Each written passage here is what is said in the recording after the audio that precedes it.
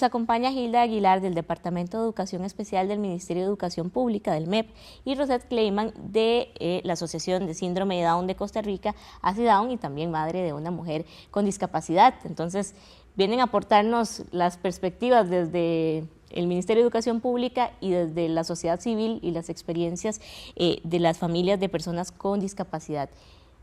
¿Qué ha hecho falta para que pasemos de un enfoque de la educación especial aún segregada en Costa Rica a que podamos decir que las personas con discapacidad puedan asistir a los mismos centros educativos que el resto de la población y en las mismas aulas? Bueno, como se explicó anteriormente, la educación inclusiva es un proceso, no es un fin en sí mismo, no es solo llevar los estudiantes con discapacidad de la educación regular.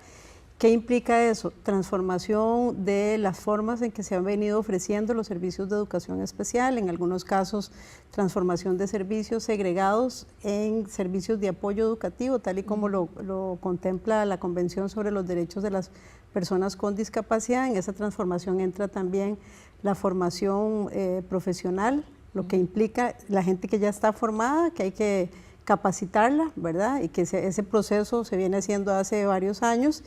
Y en algunos aspectos implica también cambios en aspectos administrativos, desde la forma en que están nombrados los docentes, cómo están en el sistema administrativamente definido, ¿verdad?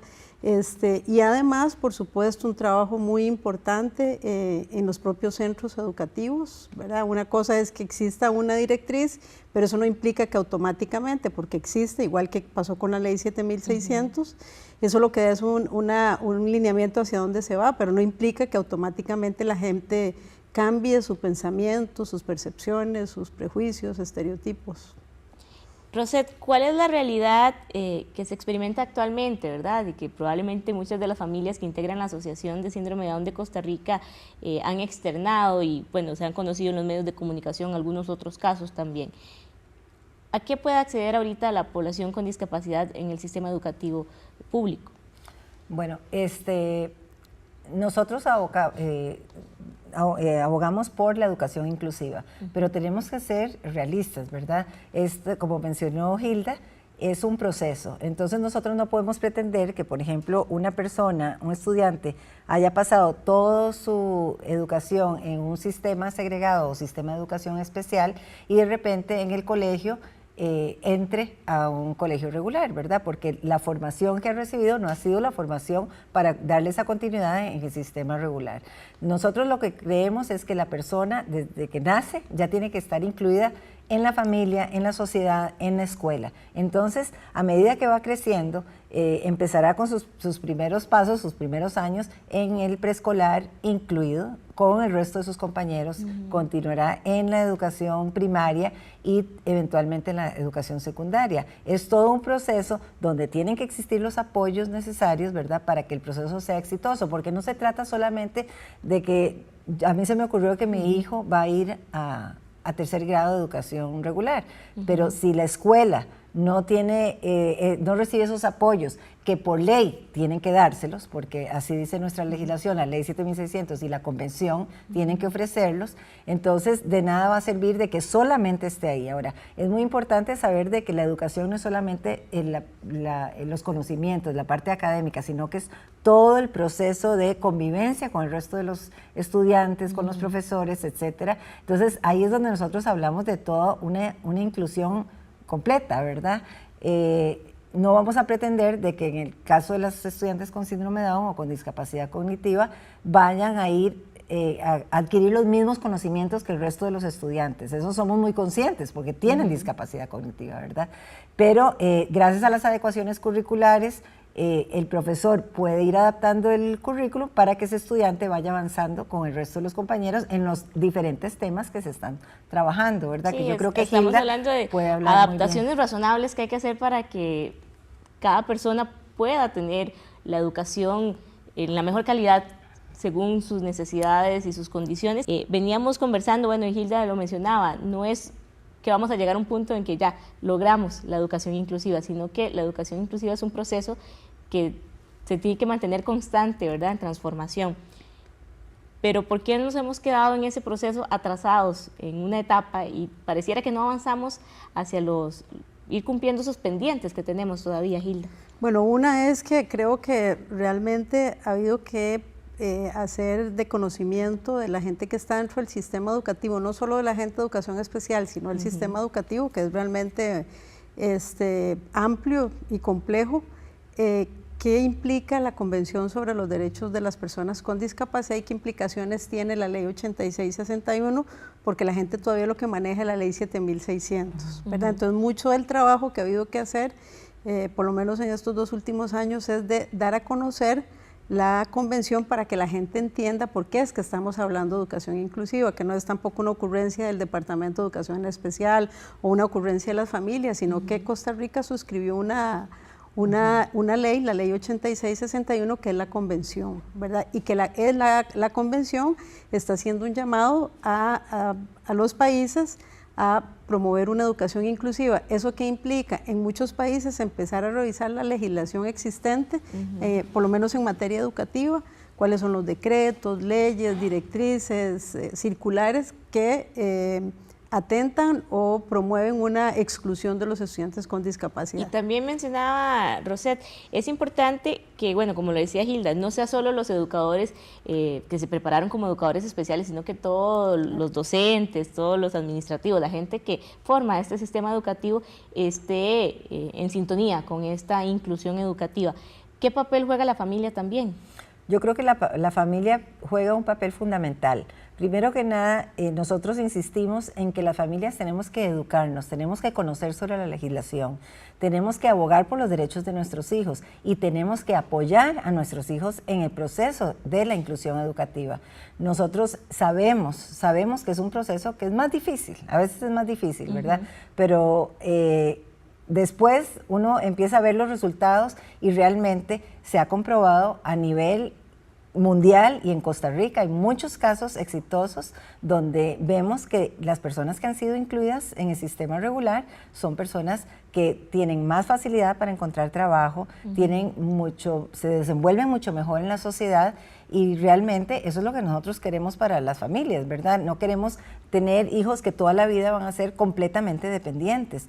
La independencia es muy variable, ¿verdad? Cuando hablamos de independencia no quiere decir de que se tienen que ir a vivir solos, no necesariamente, pero sí tener ese derecho a la autonomía y se ha comprobado que la inclusión educativa va a aportar a este proceso de autonomía, ¿verdad? Las familias tenemos que conocer muy bien sobre la legislación, tenemos que conocer muy bien sobre qué es una adecuación curricular, qué es una adecuación curricular significativa, qué es una adecuación de acceso no significativa, etcétera, y velar porque las cosas se estén haciendo bien, porque puede ser que la institución educativa tenga toda la disposición, pero tal vez hay desconocimiento por parte del educador regular, cómo se hace una adecuación curricular. Sí, tiene que ser un trabajo familia y centro educativo. Tiene que haber un trabajo en equipo y todos los que han sido trabajo en equipo han sido exitosos. Nadie nace aprendido. Todo esto es un proceso nuevo. Bueno, ya lleva muchos años, ¿verdad? Pero vamos aprendiendo. Y yo para cada familia hay que animar. Estamos aquí conversando con Hilda y Rosette sobre qué tenemos que hacer para tener en Costa Rica una educación inclusiva para las personas con discapacidad. A manera de conclusión, ¿cuál es el siguiente paso que tenemos que dar? El proceso es largo, implica muchos aspectos que todavía hay que mejorar, pero entonces cada elemento, la familia, el sistema educativo y la sociedad en general, ¿cuál es el siguiente paso que tenemos que tomar cada una de estas partes? Bueno, yo diría que no detenerlo, porque el proceso arrancó, ¿verdad? Y no paralizarlo. Por supuesto, a las familias la información sigue siendo un aspecto esencial, ¿verdad? En el tema de exigibilidad de derechos. En el caso del Ministerio de Educación, poder extender los servicios de apoyo, por ejemplo, a la educación secundaria y fortalecer lo que se viene haciendo con los niños desde el nacimiento hasta los 4 años en una oferta inclusiva en las escuelas regulares y también poder hacer ajustes desde lo administrativo y eso implica información, sentarse con la gente, para que la gente que toma decisiones también pueda conocer de este proceso. Y otro que, digamos, no es una competencia directa del MEP, pero que está también estrechamente ligado, es la formación universitaria, pero no solo de cualquier persona que esté en procesos de formación docente, en preescolar, primaria, secundaria, en este proceso también de transformación de la educación especial. Eso es muy importante, y que la gente pueda realmente ojalá hacer práctica en los procesos de formación docente, y que no lo tome por sorpresa lo que hay en las aulas, porque además este proceso de inclusión, de que estamos hablando de diversidad, una parte importante, en este caso por el tema de hoy es la discapacidad, pero realmente en el sistema educativo hay una diversidad de estudiantes que merecen recibir una educación de calidad, y una educación no puede ser de calidad si no es inclusiva. Rosette, para concluir. Yo creo que es importante que realmente hagamos conciencia de que ya no se vale hablar de segregación, o sea, ya eso es algo del pasado, ¿verdad? Ya se ha comprobado que la educación segregada no es lo mejor. En algún momento fue importante porque se creyó en la capacidad de aprendizaje de las personas con discapacidad. Antes ni siquiera se creía en que las personas con discapacidad tenían capacidad de aprender. En ese momento se creó la educación segregada, pero ya en este momento sabemos que la educación inclusiva y la inclusión de las personas con discapacidad en la sociedad en general es lo que tiene que ser. Entonces no es un tema de discusión o de que a mí me toca o que si no yo hubiera estudiado educación especial o no. Vivimos en un mundo cambiante y tenemos que adaptarnos a las cosas nuevas del mundo. Entonces así como nos toca recibir todo tipo de estudiantes en nuestras escuelas, también vamos a tener todo tipo de aplicantes en los diferentes trabajos. Entonces no podemos tener una mentalidad tan cerrada y tan antigua de pensar de que las personas con discapacidad van a ser educadas en ambientes segregados o con aulas separadas, porque ya eso no se vale. O sea, es algo que ya desde el punto de vista de derechos humanos no existe, o sea, no es válido, ¿verdad? Entonces, eso es lo que yo creo que nosotros tenemos que crear conciencia en la sociedad, en las familias, en los profesionales.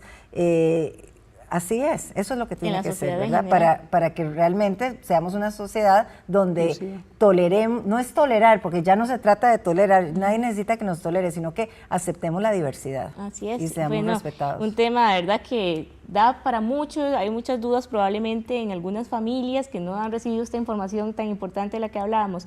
Para concluir, Hilda, el número de teléfono del Departamento de Educación Especial del MEP. Bueno, es 2256-6456, pero recordar que también nosotros tenemos asesorías regionales en las 27 direcciones regionales de educación. Pues ojalá que si usted tiene alguna consulta, pues se acerque a la dirección regional más cercana o la de su circuito, para que también usted reciba toda la información que requiere. Muchas gracias, Hilda y Rosette, por aportar a este tema. Ojalá que usted consulte en estos números del MEP o en la dirección regional más cercana.